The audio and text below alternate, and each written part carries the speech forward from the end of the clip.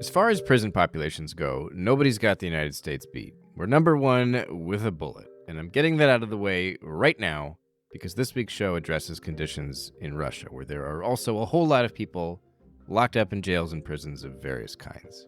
I just happen to be American, so there, I said it. Though you'll hear a bit later about Ukraine's prison system, this is not strictly speaking a comparative analysis. Now, Russia is also notorious for its political prisoners. Indeed, the authorities have passed all kinds of new laws since the February 2022 invasion of Ukraine that outlaw most forms of anti-war self-expression. And this is only added to the political prisoners that were already behind bars before the full-scale war. People like journalist Ivan Safronov and opposition politician Alexey Navalny. There are lots of new names today. Fellow oppositionists like Ilya Yashin and Vladimir Kara-Murza are now imprisoned also. Who knows how many unknown activists have been dragged into court for anti-war actions. Journalist Evan Gershkovich is still hidden away in pretrial detention, awaiting his treason trial and hopefully a speedy deal with Washington that brings him home. But what is it like for these people in prison? And what's it like for their loved ones? That's the subject of this week's show. Welcome to The Naked Pravda.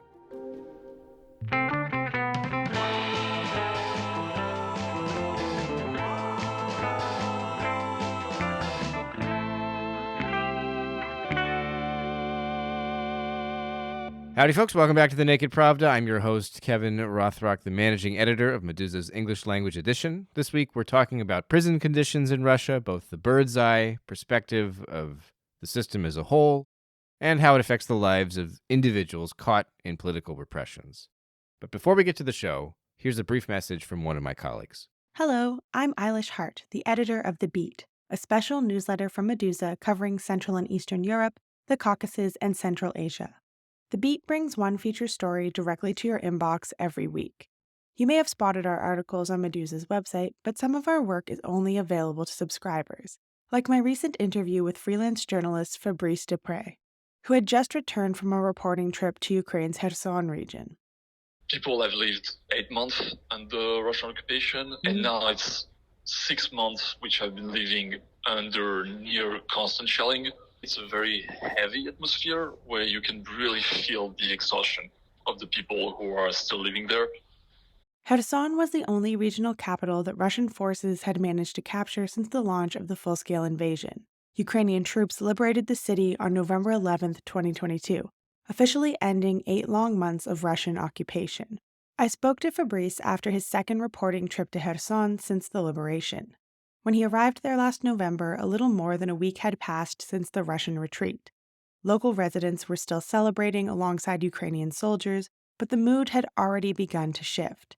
You could already hear shelling in the background. It wasn't as bad as it got later, but already you could hear that shelling, and already you had people who, told me, like, we think the Russians are going to try to take their revenge and to bomb the city, so we kind of want to leave. So it was like a mix of happiness and already kind of tension growing when I was there at that time in November. The Ukrainian authorities estimated in January that fewer than 60,000 people remained in Kherson, less than 20% of the city's pre-war population. The city is now kind of too big because a lot of people have left. The city is not empty, but you can feel that it's not full. In villages farther away from the front line, meanwhile, local farmers are trying their best to get back to work, despite the fact that their fields are riddled with landmines. Ukrainian officials estimate that 30% of the country remains contaminated, and they expect demining efforts to cost upwards of $37 billion. You have, farmers taking things in their own hand and just kind of trying to demine, or at least to survey field themselves and kind of drive around when there are mines and stuff like that, which of course is still extremely dangerous. There are incidents pretty regularly, but they have the feeling that they don't really have a choice, that they need to work. They are trying to make it work somehow. During his most recent reporting trip, Fabrice found that Kherson residents, unlike their compatriots in the Donbass and the Kharkiv region, didn't seem worried about the possibility of Russian troops recapturing the area. You have the river, which is this like kind of big barrier, and I didn't get the feeling that anyone expects the Russian army to cross this river again. The locals, everyone has told me that, life is only going to be able to start again when the Russians are pushed back even further. With that in mind, I asked Fabrice if Kherson's inhabitants have high expectations for Ukraine's much talked about spring counteroffensive. I'm not sure about expectations, but hopes are really high. Several people told me, like, when the Russians will be pushed back, the shelling will stop. When the shelling stops, people are going to come back. And when people come back, then, the life in the city can start again. For more insight into events in Ukraine and across the Eurasian region, subscribe to The Beet today. You can find our sign-up page on Meduza's website or email beet@meduza.io. That's BEET at meduza.io, and we'll add you to our mailing list. Okay, let's get to this week's show. My first guest is Professor Judith Pallo, a scholar who's spent the last 2 decades researching women's penal colonies in Russia. She's currently the research director of the Gulag Echoes project at the University of Helsinki's Aleksanteri Institute, where she leads a team that has been studying issues like Wagner prisoner recruitment, forced labor in Russia's federal penitentiary service, the geography of Stalin's terror, and a whole lot more. First with the coronavirus pandemic, and then thanks to the full-scale invasion of Ukraine, the Gulag Echoes project has had to adapt to canceled fieldwork and collapsed cooperative academic links in Russia. But these developments also make it even more important to understand Russia's prison system. So I was very excited to talk to Dr. Pallo. And I consider myself a pretty informed guy when it comes to Russia, but it turns out that I started my interview by asking a question that isn't remotely as simple as I thought. How big is Russia's prison system today? Like, how many prisons and how many prisoners are we talking about? Well, one of the things you're going to find is that you ask what you think are simple questions, and then I have to Sure. qualify them. Right. I will give you the official number of prisoners on the 1st of January 2023. There were 433,000, Okay. so under 500,000 prisoners. The reason why I would want to qualify that is because a few years ago, the Federal Prison Service introduced a new reform, and they called forced labour an alternative to the deprivation of freedom. But it's not an alternative to the deprivation of freedom, because the people who either get the sentence of forced labour as an alternative to the deprivation of freedom, or who are transferred onto that from being in a standard regime colony or strict regime colony, they actually are required and have to live in barracks, the majority of which are in the territory of existing correctional colonies. What they're creating is the equivalent of open prisons in any Western jurisdiction. Something like 180,000 serving prisoners who are serving sentences, could be transferred onto this so-called alternative to incarceration. So the whole point in the understanding of alternatives to incarceration in Western jurisdictions is that the people live at home, and they have to go and see a probation officer, sometimes weekly, sometimes monthly, and so on. A few years ago, the Federal Prison Service introduced a new reform. Serving prisoners who are serving sentences, could be transferred onto this so-called alternative to incarceration. So, my interpretation of this is, on the one hand, it's very good that prisoners are going to be allowed out on license to work during the day, as long as they return at a particular time to the correctional colony. But still, it's a complete myth to say that this is not a form of imprisonment. That's why I'm very skeptical about the number under 500,000 of prisoners in Russia. And of course, since the beginning of the war in Ukraine, there are a whole lot of other people who are in Fasin's carceral facilities, namely captives from Ukraine, whether they're prisoners of war or whether they're civilians. And I don't think their numbers are being recorded. It seems to me highly unlikely that they're being recorded. So this is a very approximate number. But it is true that there are about half as many people in prison in Russia today than there were at the end of the 1990s. And so how did they achieve that fall in the number in the prison population? It doesn't necessarily mean that the courts are sending fewer people to prison than they did in the past. You can achieve that reduction by reducing the length of sentence. you can also reduce it by giving people early release, known as UDO. And they are still subject, in this case, to Nadzor. And if they commit another offence, or if they don't go and sign in at the penal inspectorate, then they're back in prison. And then there's the decriminalisation of certain offences. So that's how it's reduced. But one thing that Russia hasn't done is develop a proper probation service. If you take some of the other East Central European countries, and then also in the Balkans, countries like Croatia, they've developed proper probation service. So courts can choose to give people alternatives, genuine alternatives to incarceration. I mean, there is some corrective labor. You can have house arrest in Russia and so on. But still, far more people are sent to prison by the courts in Russia than in other jurisdictions. So the mistake would be to think that this reduction in the number has been achieved by just sending fewer people to prison.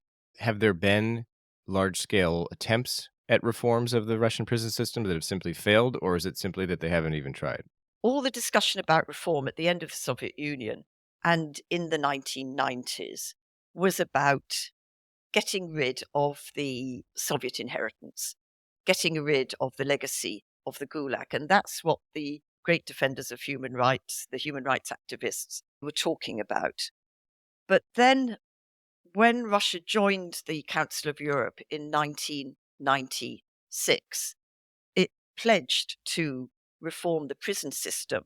And instead, it began to be understood, prison reform, as norm compliance, of complying with certain standards laid down in the Council of Europe. There was sort of a battle going on between two different understandings of what was needed in prison reform. So there were those people who were not quite abolitionists, but, the equivalent of the abolitionists there are in the West, who were saying we need to completely get rid of everything that's left over from the Soviet Union. We've got to have a whole rethink about punishment. And those people, and who included, of course, the prison officers and the prison service, who wanted to keep things more or less as they were and just show their compliance with the Council of Europe by ticking a series of boxes that were understood as improving the conditions of detention. So that sort of conflict was shown in the 2009-2010 when a reform was introduced that was called the New Concept for the Development of the Prison Service to the Year 2020, or something along those lines. And the initial drafting of it, and when it was first published, actually was going to replace correctional colonies with their dormitory accommodation, where prisoners are put in a dormitory of 120. Actually, at the time, it was more like 200 or more people. And it acted as a sort of social unit. It had self-governance and so on. So the idea was to replace that by cellular type accommodation with cells for up to 8 people. So they were never going to go on over to, if you like, the Western ideal, which is single cell accommodation, whereby the prisoner is locked in safely by him or herself at night, but during the day associates with the other prisoners in what are known as association areas. They didn't go that far. But anyway, so the idea was that the correctional colony was going to be replaced by a completely different sort of way of incarcerating convicted offenders. And the new prison director, Reimer, who later ended up in prison for corruption. Sorry, I shouldn't laugh about these things, but you have to have a sort of black humor to work on the Russian prison system. Anyway, so he was brought in to push this reform through. And there was enormous resistance from the peripheries, and particularly from those big penal peripheries in places like Sverdlovsk Oblast, Perm Oblast, Irkutsk. These are Vladimir, of course, Oblast. And basically they sabotaged the reform and it was dropped. And what they kept from that reform was, surprise, surprise, securitization, discipline, etc., etc. And there was plans to reconstruct the CISO, the pre-trial or remand prisons, which had been the subject of what's known as a pilot judgment by the Council of Europe that showed that there was systematic violations of prisoners' human rights because of the overcrowding and the appalling conditions in CISOs. So this first go at reform from 2010 to 2020 was had these two aims. One was to completely change the correctional colony system. That failed. That was ditched. But the other bit of it was to improve the conditions in pretrial detention centres. So that was that reform that finished in 2020. And they built some new remand prisons, not very many of them. And overcrowding in remand prisons is still a major problem in Russia. But then a new reform was introduced to go from 2020 to 2030. What they're now going to do is to replace pretrial detention centres and correctional colonies by multifunctional super prisons outside towns, on the outskirts of towns. What does multifunction mean in this context? They're going to be for 3,000 prisoners. In the UK, we call this type of Titan prison. And when they were going to be introduced in the Ukraine, there was extraordinary protest against it, because the larger your prison, the less able you are to give individual attention to prisoners, the less able you are actually to prevent human rights abuses, torture. Multifunctional means that you'll have the pre-trial prisoners, so people who are still, in theory, not guilty, or in theory they're innocent until proven guilty. Say that, well over 90% are going to be proven guilty once they get to court. And they will also have convicted prisoners at all the different levels, from standard regime to strict regime to special regime. I think they'll still keep separate prisoners for life sentences and possibly for the Asobi regime. So you'll have all categories of prisoners. You'll also have juveniles in there. I don't quite know if they're planning to have women in them as well. And then you'll have courthouses in there also. The one that's planned for Moscow is going to have 3 different Russian Orthodox churches in it. One for the convicted prisoners, one for those on remand, and one for the officers. So nobody's ever going to need to leave this extraordinary, almost mini town. And the idea is that every oblast, well-populated oblast, will have one of these, and then the less well-populated oblasts will share them. Apart from, what I was saying about the larger the prison, the more difficult it is to prevent ill treatment and torture and actually individualize punishment, it also means that prisoners will continue, as they always have been in Russia, to be very far from home and very difficult to access by their families and friends. So on the whole, it seems that they've gone from one extreme with reforms to, another extreme. So is the prison system turning back toward what people assumed the Gulag was like? I mean, what you're describing sounds sort of nightmarish. What has happened is that when it joined the Council of Europe, it did take some steps in the right direction. And this was under the Dmitry Medvedev, when he seemed to remember that he was a lawyer before he forgot everything he learned at law school. So it started off in the right direction. I would say now it's going backwards, but not necessarily to the Gulag. I can understand why human rights groups in Russia call the present prison system the neo-Gulag. But from the point of view of an academic, that is a dreadful simplification, and it is fudging the issue, because that's implying, in a sense, that everything that's bad in the prison system today is a carryover or a legacy from the Soviet era. And, my argument is that actually it's a product of the authoritarian government and the way in which violence is just underpinning so much of Russian politics, social order, and so on. And the thing that's particularly, I think, different from the Soviet era is just the degree of corruption that there is in the system, right from the top down to the bottom. The system, it can only get people to work for it, or people working in the system, because they're able to predate on the prisoners, they're able to engage in that illegal market in correctional colonies, or they're able to use prison labor to make products that they sell. Some of the leading officials for sin from the last 2, 3, 4 decades are in prison now for corruption. A couple of them for allegations of murder as well. So during the Soviet era, of course, there was corruption. We know all about Yeltsin and the Yeltsin family, but just nothing like in the prison system today. I wanted to try to get a sense of what the conditions are like for both the average ordinary prisoner, if there's such a thing, and political prisoners. Because one of the things that comes to mind when following any kind of political trial is often that these defendants, they become ill in the courtroom, or while they're in CISO, they have to be whisked away to a hospital at some point, or they lose an enormous amount of weight, and it's not necessarily due to a hunger strike. You've mentioned overcrowding, you've mentioned torture.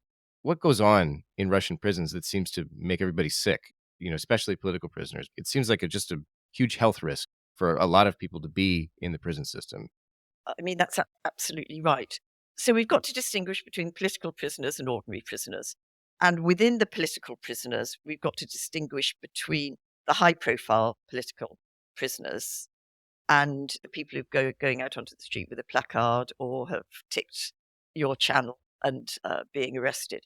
Now, if we go back to the structure of the components of the Russian prison system, what you've got to remember is that there are 7 remand prisons, or CISOs, that are directly subordinate to Central FSIN, the Central Administration of FSIN, which actually are pre-trial detention centres that are run by the FSB, although nobody admits that officially, which allows the FSB to interfere in the conditions of detention in which prisoners are held. The principle that you should never violate, but which is, I think, violated in Russia, and actually not only in these prisons, is that you should never have the people who are investigating crimes being the same people or the same agency as those who are determining the conditions of detention. Prisons are meant to be neutral politically. So the conditions in these 7 FSB prisons are quite different from those in other remand prisons.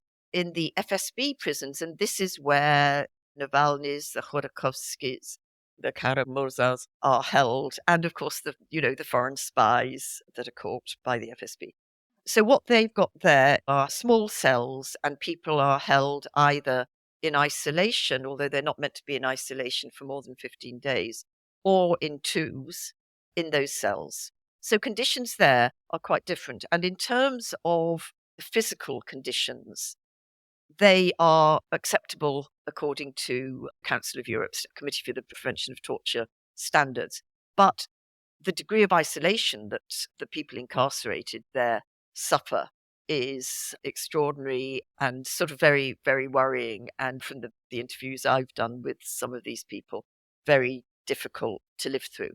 So that is very different from the other remand prisons, where you have these cells which can have 40 people in them, where at various periods they've had to have shared bunks. Some of the prisoners have had to sleep on the floor, where the sanitary conditions aren't good. And, I'm thinking of places like Butyrka in Moscow, and in most of the regional capitals, the pre-trial detention centres are, come from the 19th century and, have been poorly maintained and so on. And the problems about light, about damp and so on, and overcrowding.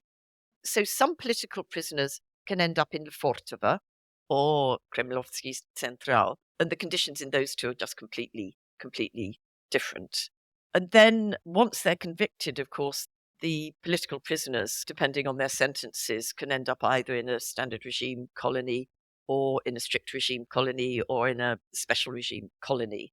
I think what was in the pipeline was what was known as a pilot judgment. This is when there are so many similar cases from all over the country and from different people going to the European Court of Human Rights, that the European Court takes the view that it is a systemic problem in the prison system, and they put together what's known as a pilot judgment. So there's just an assumption that anybody who is sent to one of these facilities is going to suffer from violation of their human rights.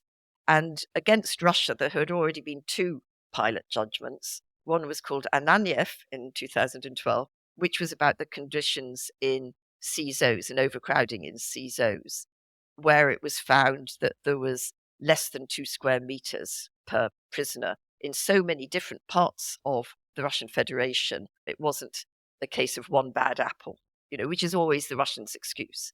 Russia always says, oh, well, it's an aberration, but everywhere else is okay. But a pilot judgment says, no, everywhere else isn't okay. We think everything everywhere else is just as bad. So there was that. And then there was in 2019 what was known as the Tomov pilot judgment, which was about the conditions in the Avtozaks and Stolypin carriages. So that was all about the transportation issue and the fact that Russia was sending its prisoners 1,000 miles to serve their sentences, which wasn't good for family relations. And before Russia invaded Ukraine, the discussion was about the next pilot judgment in the pipeline about health. The main advice for somebody getting a custodial sentence in Russia for them to survive it is to be perfectly healthy when you enter. Right. It's terribly dangerous if you've got anything wrong with you, because the Russian prison service has its own internal health system, which it's not meant to have. Progressive prison systems, penal systems, generally use the civilian health services. So sort of doctors come in or prisoners go to ordinary hospitals. Russia insists on having its own health service. And the problem with that is that any sort of trained doctors or doctors who are any good and surgeons who are any good, they don't particularly want to work in the prison service. So the quality of the medical staff is pretty low, but also there's just not enough funds to buy the medicines that are necessary, to buy the sort of up-to-date equipment and so on. And also, I think it's got better now than it was in the past. The doctors have, two bosses. So they're both subordinate to the Nachalnik of a colony or the CISO and to the, if you like, the Hippocratic Oath. The medical service is meant to be autonomous within the prison service. In practice, the doctors are reputed and alleged to overlook, for example, physical signs of torture and to falsify records. And Nachalniki of colonies can refuse to allow prisoners to be transported either to the prison hospital in a region or to the civilian medical services if they can't be treated in the colony. These are places, the colonies, where infectious diseases spread very easily because of the overcrowding and because, you've got 120 men or women living in a dormitory very close to one another. Because in the dormitories, the minimum standard of space is 2 square meters. And I don't know if you've been into any of the colonies, but you must have seen pictures. They're sharing bathroom facilities. So then there's also cases when prisoners simply for punitive reasons are deprived of sufficient food. When a prisoner is sent off into the shizo, which is the disciplinary cell in prisons, their food ration is reduced because they're no longer working. That's clearly one reason why Navalny has lost so much weight, I think. Professor Paulo also does comparative research studying the prison systems in Russia and Ukraine. As she explained to me, public oversight and the role that civil society is able to play are crucial for reforming these prison systems. They're pretty awful in both countries, she says, but there are key differences that could mean a lot in the future. One of the projects I'm involved in at the moment is with a lawyer colleague in Kharkiv, and we've been comparing the Ukrainian and the Russian prison system since both of them joined the Council of Europe. They were basically the same system at the end of the Soviet Union. And the big difference, which is why we have more optimism about the Ukrainian prison system for the future, it's not very good period for prison reform in Ukraine at the moment, as you can imagine. And Russia is precisely about the strength of civil society and of prison monitoring, which in Ukraine is genuine and real and hasn't been completely sort of emasculated by the state in the way it has in Russia. In Russia, again, you have to make distinctions between, the Moscow-Helsinki group and the independent civil society organizations that used to exist in Russia, and many of which have had to migrate abroad or whose members are now languishing in some of these awful places that I've been describing to you. So you have to distinguish between those. and the, if you like, the official independent monitoring bodies, which is the ONK and the regional ombudsmen and women, who have part of their job is apparently to keep an eye on prisons. And the ONK is usually translated as the public monitoring bodies, which was set up in 2008 by Medvedev. They're meant to be made up of just members of civil society organizations, and they are re-elected or reselected every 3 years. And what happened is within about 2 or 3 reselection cycles, the genuine human rights defenders were replaced either by entrepreneurs who just wanted it on their CV that they were doing good works and never stepped foot in a prison to monitor it, or retired members of the prison service, veterans organizations, and so on. And now they have an obligatory member of the Russian Orthodox Church, occasionally an imam. And they've been thoroughly, if you like, captured by FASIN and by the complex of the network of the Siloviki at the regional level. And whilst there are some heroic members hanging on in there, in some of the ONK, the public monitoring commissions, in, for example, St. Petersburg, I think there's 1 or 2 of them who are seriously trying to defend prisoners' rights. You know, what happens on a monitoring visit is that the 2 members of the ONK are accompanied by the regional prosecutor. They're shown round the prison by the Nachalnik or the deputy Nachalnik, usually the operation and regime department head. And the so-called confidential consultations take place. They show these pictures on the FASIN website. You know, you have all these guys sitting in their uniforms on one side and this poor lone prisoner on the other side. So what they're engaged in, what I was saying before, is norm compliance. Right. So what they're doing is seeing, has this or that prisoner got 2 square meters of space or 4 square meters of space in the CZO. But what they're not allowed to do is talk to the prisoners about torture, ill treatment. And they can make reports to the Nachalnik of the colony, but he doesn't have to do anything about it. Whereas in Ukraine, they are allowed to talk about those things? So I think you'll probably agree that in Russia, the civil society organizations that were not part of the structure have done a very good job up till now, or up till they have been silenced and been labeled foreign agents. They were able initially to do very good work. So that is in the 1990s and early 2000s. But they've been silenced and they've been censored and they've had to self-censor if they wanted to stay in the country. And that hasn't happened in Ukraine. The positive developments in the Ukrainian prison system, and they're fairly small ones, have been brought by this pressure from civil society organizations, but also from what's known as the National Preventative Mechanism, the NPM, which consists of the ombudsman, whose primary concern is prisons.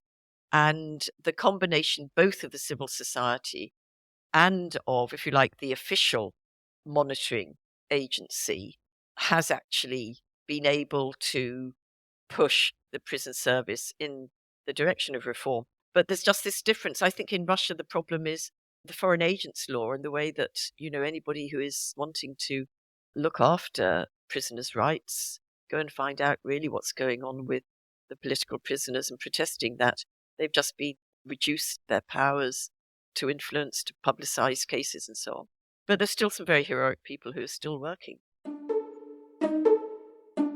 My second guest this week is journalist Ksenia Mironova, who's reported on political cases in Russia for years. Since June 2020, her journalism on this subject has become personal, as she's also the partner of Ivan Safronov, another journalist who was arrested 3 years ago and sentenced last September to 22 years in prison on treason charges.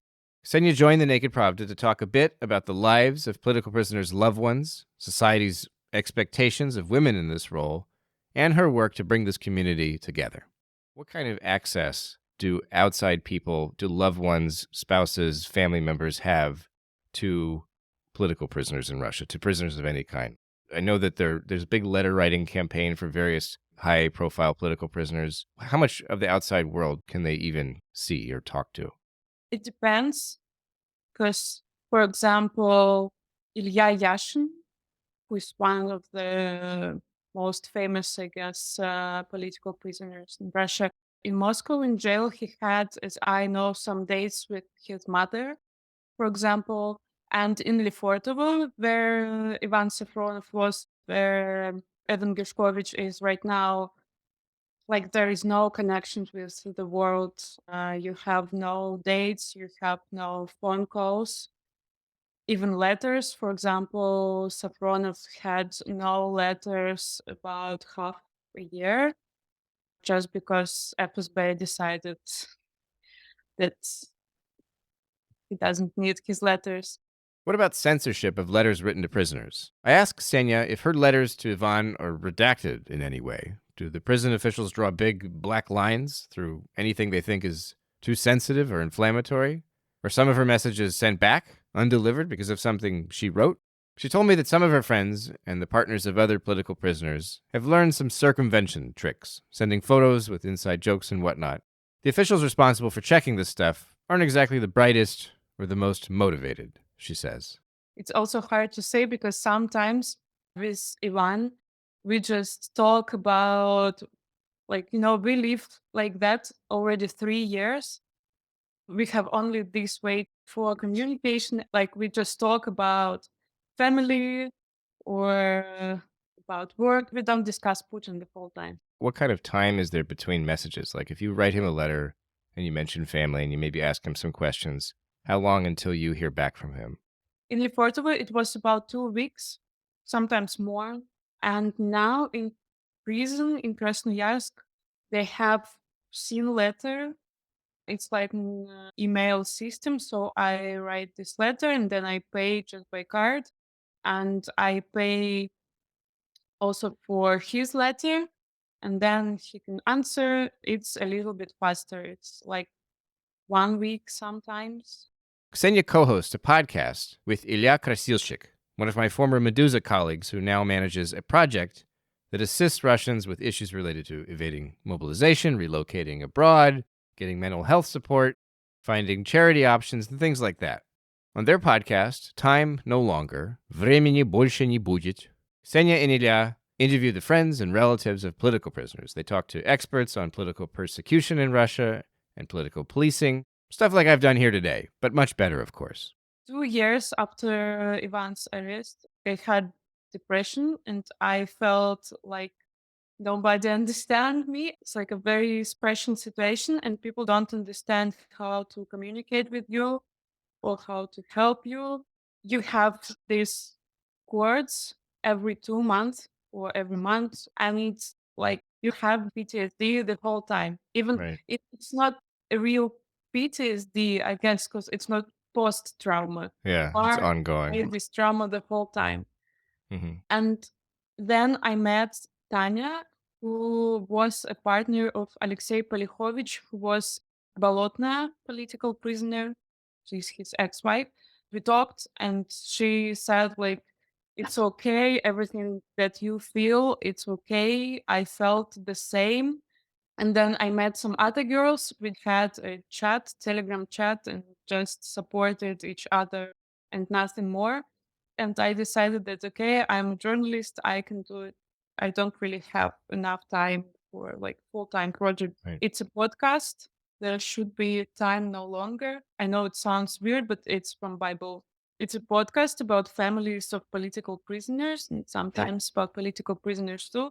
And we have a closed chat for families of political prisoners, closed because we don't want to talk with FSB. Yeah. We write some instructions for people how to communicate with policemen or FSB, and some psychological instructions. And sometimes we have meetings, video calls to like support each others. I cannot say that there are only wives or only partners, but there are more men in Russian prisons. Are there certain expectations of the partners of political prisoners, like from colleagues or within the independent community, or when you're the partner of a political prisoner, do people expect things of you? Like, it's like, well, how come you're not doing this? Or you didn't do that the right way? Or is everybody kind of like sympathetic, I guess? Well, first of all, I think that people expect a lot from women Yeah. the whole time. And if you are a partner of political prisoner, even more. Yes, at the first year, I felt terrible because, for example, my friend told me that her friends saw my pictures on Instagram and they thought that I don't look like a person who has depression or Yeah. something. Yeah. Or sometimes people said to me, like, why are you so sad?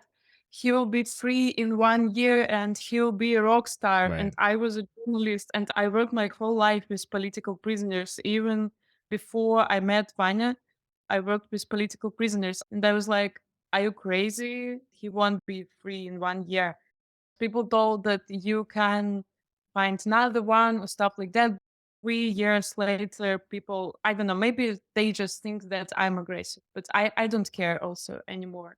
I feel terrible for my younger version when I was 22 years old. Because, like, I was completely alone. 3 or 4 years ago, I never saw articles about families or about partners, only about political prisoners. And nobody talked about their wives or husbands. For example, I saw that girls who were partners of Bolotny political prisoners, like media, even didn't write their names. You mentioned earlier that some people tried to make you feel better, I guess, by saying, oh, Ivan will be out soon. He'll be a rock star. And obviously that isn't what happened. But do you get the sense that being a more famous, more recognized political prisoner affords someone better treatment in prison? It doesn't necessarily mean that they'll have a shorter sentence, but does that change the experience? I think it also depends because when a political prisoner has a lot of letters, then yes, it shows the stuff in prison that people care about this person. But at the same time, it doesn't work if you are Putin's enemy. If you are Alexey Navalny, then it doesn't matter how many people support you.